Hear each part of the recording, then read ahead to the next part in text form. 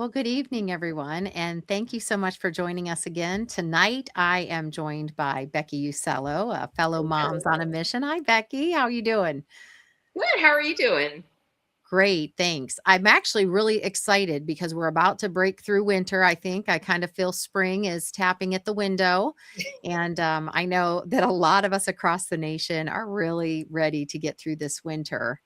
And so also with that, it brings school choice open enrollment windows. How you feeling about that? So many windows. So many windows open across the country. Well, I know I've been receiving an inbox full of what to do, where to go, who do I talk to, how do I apply from so many states. And so we're going to highlight this evening for everyone really the key states that we're looking at right now, the activity that's going on, and just kind of give you a little bit of promo information. What do I do? Where do I go? And I want to remind you that you can get the full picture at schoolchoicetoolkits.com and look up your state.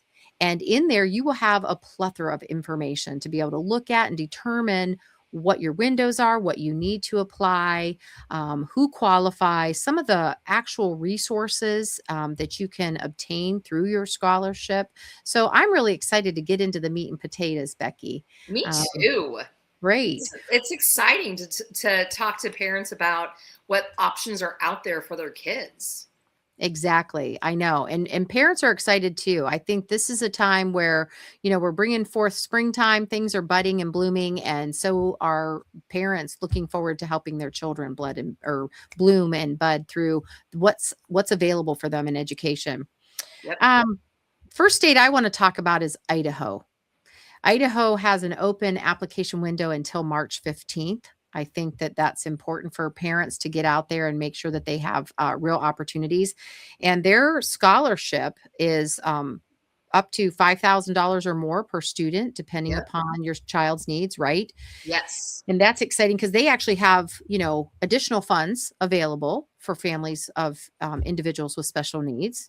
And Yes. both of us know a little bit about that. So Yes, we that's an do. exciting thing. I remember when Ohio only had something available for typical developing students. So that's really exciting that Idaho is making that resource available.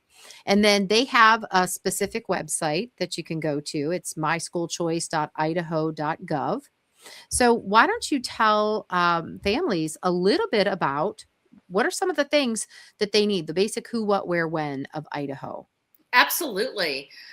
So obviously, you need to show that you are a full-time resident of Idaho in order to take advantage of this tax credit program. Students have to be between 5 and 18 years of age, or if you're above 18 and fall in that 18 to 21 range, and you are a student with a disability, you up to 21 years of age, you can qualify for this. Um, you can use this tax credit scholarship for academic instruction at a micro school. You can have tutoring. You can go to a non-public school, so a private school or a parochial school, whatever educational environment you feel like your student is going to thrive in. So I would say, as a mom, having been through the process in Missouri, you are going to have to show proof of residency. That can be in the form of something as simple as a utility bill. You will also want to have an electronic copy of your student's individualized education plan if Yeah. you are applying for those additional funds for your student with an IEP. And if you have the paper IEP, just scan it Mhm. and have it as a PDF. And if you are applying for just the regular scholarship, you will want to scan your tax returns as well to show the financial need for that. That's great. That's great. So, some key takeaways that I heard about Idaho is number one, you have to be K through 12 eligible, Yes, essentially. yes, And so this does not require, this is not available for those after senior year. Yeah, This is not for post-secondary right, education. That's oftentimes a question that I get asked from parents. Hey, could this help them? No, that's not an availability in there. And you need to make sure it does not apply if you go to a public school. If you choose your district of residence school, um, this is not eligibility either. It needs to be an alternative option right. You need to for those choose your students. lane. Yes, choose your lane, and that doesn't apply. So that is great. That is wonderful, and yeah, I highly recommend and share with you to make sure that you have that paper copy and also a digital form as well, especially if you're dealing with a student with special needs. So great information there. How about South Carolina? We've got South Carolina coming up, and they've already gone through a couple application windows, but we're in our final stretch. That Yeah. application window goes into, I believe, into March. And why don't you tell us a little bit about that? I know that it's over $7,600. It's more than Yes. that, Yep. slightly, right, per student. Yep. And then there's two websites that we're going to put up on the screen for you. One is sc-estf, or I'm sorry, /program.com. And then the other one is www.palmettonavigateed.org. So let's talk a little bit about the information that they need for South Carolina, and then we've also got a second thing on South Carolina I'd like to mention about with their special ed. So go ahead, Becky. Okay, yeah. I have been on both of these websites just to check them out, and I will tell you, they are easy to navigate, Yes. and they are easy for parents to just get on the website and see, like, this is what I need, and this is where I'm going with this. So do not be intimidated. I know sometimes, I know it sounds silly, but sometimes I see dashes and slashes, and I'm like, ooh. Right. But both of these websites are very easy to navigate as a parent, and I think that's fantastic. It's user friendly. Of course, you're going to have to show that you are a resident of South Carolina.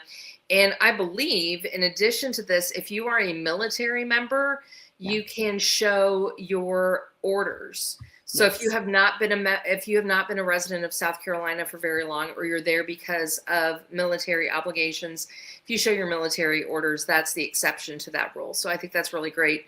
That's great. Window 3 is now open. They've had 2 prior windows that have been opened, and they are now closed. Window 3 is the last window. I would say that if you qualify based on the information on the website, that if you qualify for window 1 or 2, go ahead and apply in window 3. There's nothing wrong with getting in on that. If you're just now hearing about this scholarship program, it's over $7,600 per student. And I think what's really fantastic about this is, you can use these funds for textbooks, transportation, testing fees, advanced placement testing fees as well. If your student has attended public school in the prior school year, or if your student is entering kindergarten, that qualifies you for this scholarship. That's great. That is wonderful. So South Carolina families, do not hesitate to keep getting those applications in. And they do have some additional resources, educational credit for exceptional needs students in South Carolina as well. So make sure that when you are on those websites that you take a look at the scholarships that are available. And those application windows don't open yet, but parents of students with special needs, when you're navigating through that palmettonavigateed.org website, take a look at what is available for students with exceptional needs, because some of your needs might be met through that opportunity that they have available. So Yep. That is great. Well, next we have coming up Tennessee. Tennessee's currently in play, and they are, there's application window for the Educational Scholarship Account. The ESA goes until March 16th. The Education Freedom Scholarship, their window already closed, but I would still keep applying for all that is available in Tennessee, because you just don't know where the acceptance is going to happen. So I would not hesitate to get to get my application in Tennessee for that ESA account, and it looks like it's between $9,000 and $10,000 per student. Yes, So that's a reasonable amount. And absolutely. exactly. And so Tennessee is app.esa.tnedu.gov for their website. And I highly recommend you check it out. And go ahead and give the parents a little overview of our Tennessee offerings. Yeah. So, like you said, Tara, $9,000 to $10,000 per student.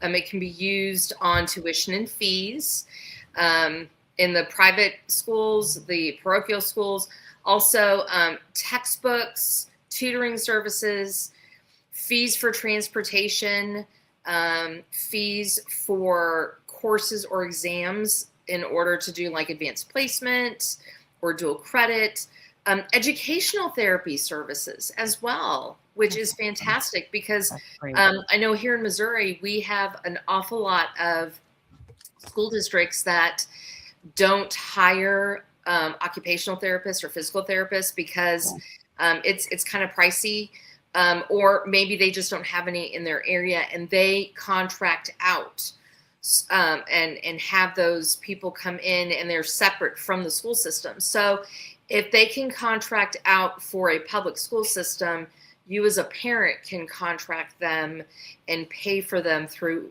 with these funds as well. That's fabulous. That's a need that I know is meeting a need for so many families. Mm-hmm. Even when we were here, if my son would have been able to navigate the public school, but we would have been able to have a contracted therapist in addition to that, or if that would have been a game changer for us. So Absolutely. that's a good job for Tennessee families. And I know a couple families in Tennessee that are navigating the waters here. So I think that this is wonderful offerings in here. Anything else that you want to give on Tennessee that will help parents kind of have a gist on that? Yeah, just a reminder that make sure that you have your documents scanned so that you can upload them. I personally have not looked at the application itself, but I'm assuming there's a button to click to upload documents. And so if you have those already saved on your hard drive or on your phone, then that's going to make it easier when you're applying. You won't have to pause to scan things in order to finish the application.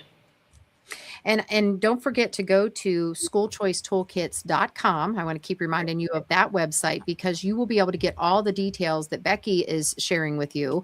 She's actually taking that information directly off of those forms to give you a gentle overview, of what is available. And AFC has done an incredible job gathering that information, getting it streamlined for you so that when you're just looking for what is this? How do I define this? What is school choice in my state? You get a general overview, but also really the nuts and bolts. And so that's our goal today, is to just really help you understand, hey, there's some things available and time is of the essence. I need to get those things in, and we don't need to panic over it, but we do need to make sure that, like Becki said, we have our ducks in a row, so to speak. Yes. Right, Becki? Yes. I think that's essential. Well, I'm really excited about our next state. Me too. Right? I mean, not to make anybody else feel bad about where you live, but I honestly said during a Q&A session, I was really tempted to pack my bag and move to Texas. And I don't even have— I did the same. Right? I don't even have children right now that are school age. I'm looking forward to my granddaughters and my new grandson becoming eligible. But wow, is Texas really coming in hot? So, oh my goodness. I mean, they say everything is bigger in Texas, and I mean, they're not kidding. They thought of everybody. They thought of their public school students that maybe weren't getting their needs met, heading them to a private opportunity. $10,000 plus for that opportunity. And then for homeschool students, $2,000 for homeschooling expenses. I mean, that's fabulous. I had somebody ask me about that, and I said, you know what? I said, these are options for families that needed something. If you are an independent homeschooler, and that's not for you, well, so be it. But let's not deprive those homeschool families that needed some assistance. And you can't marry the two, so you have to do one or the other. So we were Yeah. just talking about in Tennessee about the tutoring options or therapy options. So how Mhm. wonderful for homeschoolers in that. And Texas also thought of, oh, this is a big one. Their I know. students, I know, right? You're bracing yourself. Their I know. students with special needs, up to $30,000. You know, I'm going to linger here on this for a second, Becky, because when my daughters were eligible for scholarships in Ohio, and then there were scholarships available for individuals with autism, and my son and children like him and children with not as significant disabilities had to sit on the sidelines and say, this scholarship does not help me. And this scholarship I'm not eligible for. And my public school is not servicing me well. So Texas said, no, we're going to go. We're going to go all in.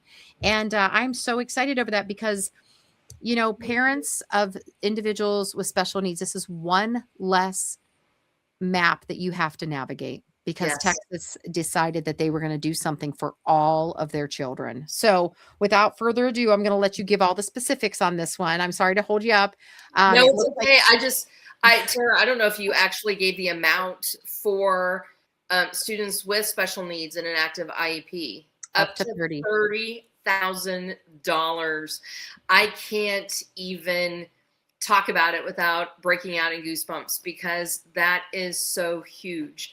That Texas is showing how much they value all their students, Yes, all their all students. their We're not, educational needs. and what they need. And here's the thing that I tell people all the time with my son. Everybody said, well, oh, this is his diagnosis. Don't stress him out and try to educate him. Just put him somewhere comfortable.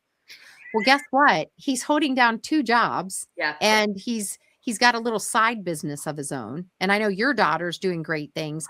And I sit there and say, how wonderful for a state legislature to go all in for every student because everyone has potential.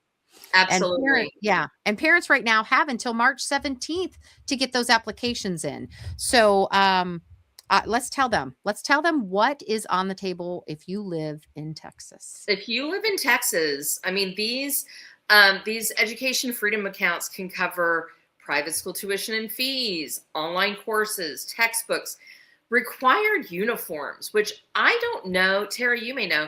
I don't know any other state that allows for the purchase of uniforms um, with these funds. And I think I'm going to linger on this just for a minute because when we pivoted from public school to parochial school, and I knew our daughter was going to need uniforms, but having never been in that environment before, I bought her a couple, Right. and then I thought, oh my gosh, she goes to school 5 days a week, and then there's the idea that, oh, well, what happens if she spills breakfast down her Right. uniform? Like, we need a couple extras. And if you are buying them brand new, that expense adds up very quickly. We were fortunate that at her parochial school, they had a closet with pre-owned clothes that were in great shape.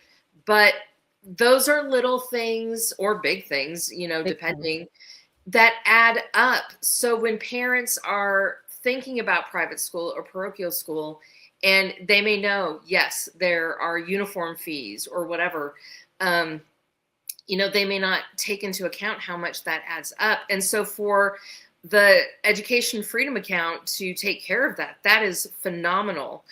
I think the other thing that is very great is the educational therapies, the ones that are not covered by Medicaid or other programs.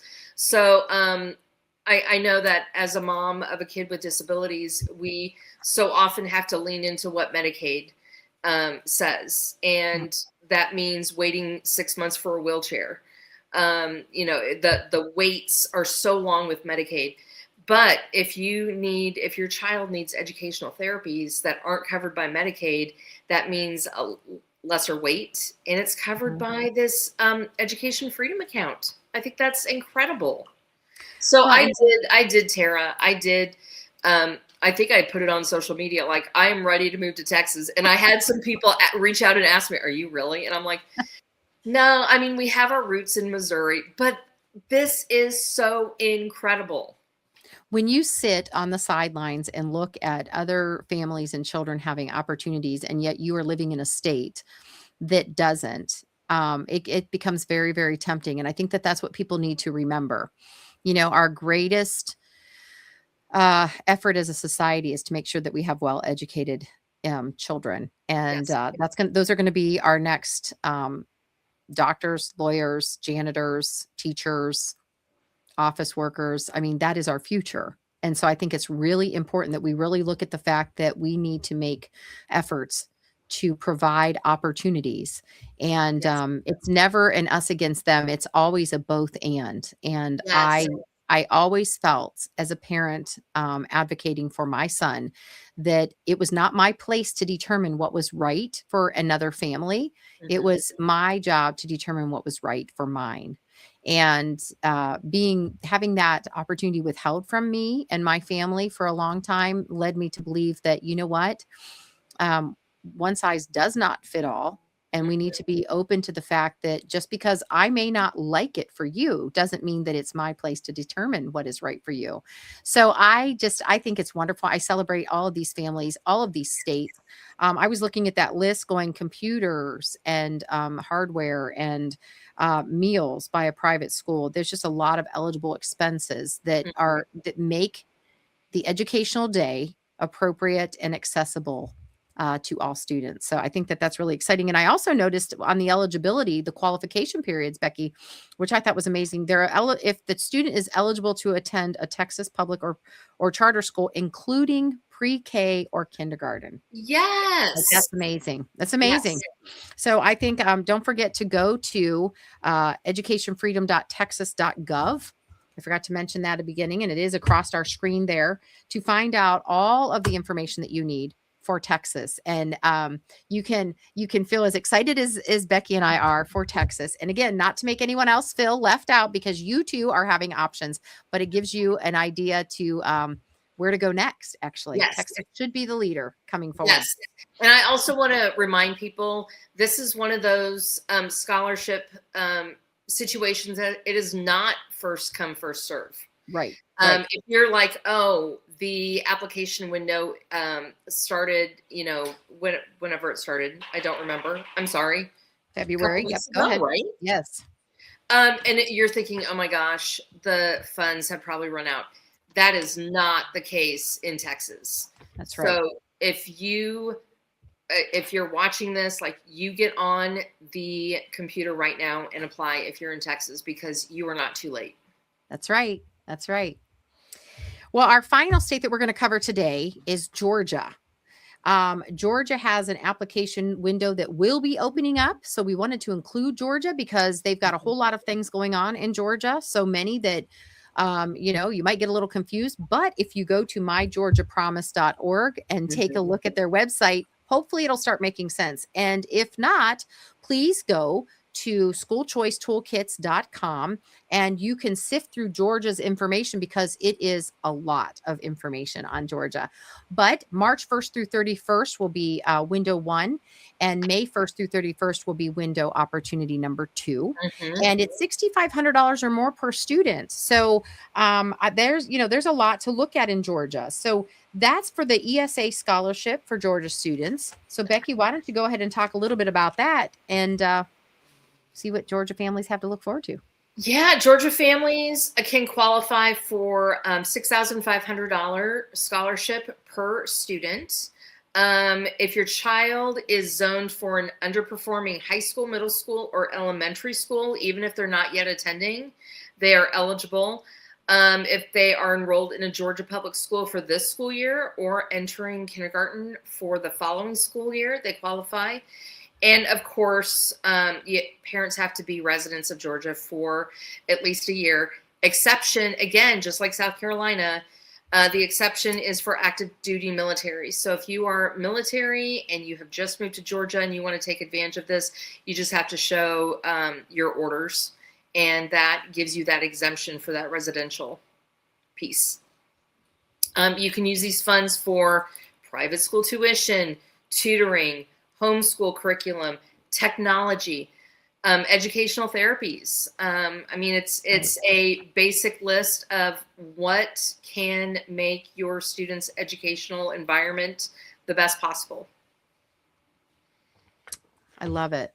Well, Georgia also has some tax credit scholarships as well as the special needs scholarship for students with an IEP. So I think that when you are on the Georgia website, depending Mhm. upon your need, make sure that you investigate all of the tabs that are apply and make sure, like Becky has mentioned before, that you have your documents scanned into your computer or into your cell phone so that you can access that. Don't be afraid, also, Georgia families or any families listening for that matter, to head to the library. If you don't have access to those tools, go to the library and they will help you. I have found them to be Mhm. extremely resourceful, and your tax dollars are already paying for that as well. So Yeah, I think your public library can be your best friend to make sure that you have absolutely. the items that you need in order to make application for these wonderful scholarship opportunities.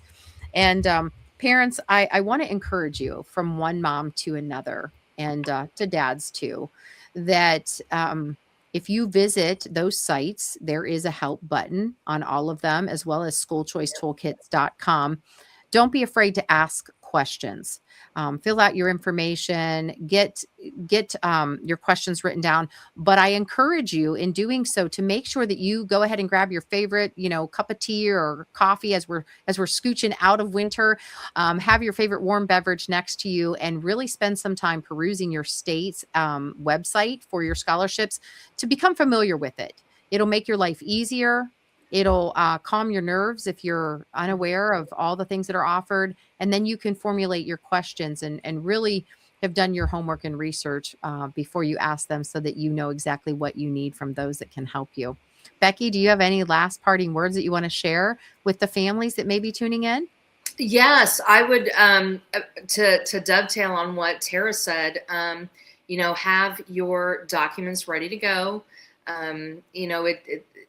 It may take a little time at the beginning, but it'll be worth it when you sit down to apply. I also want to encourage families, even if you see the window has closed, that is not the end of the story, because a lot of state legislatures want to see that this money is being used appropriately.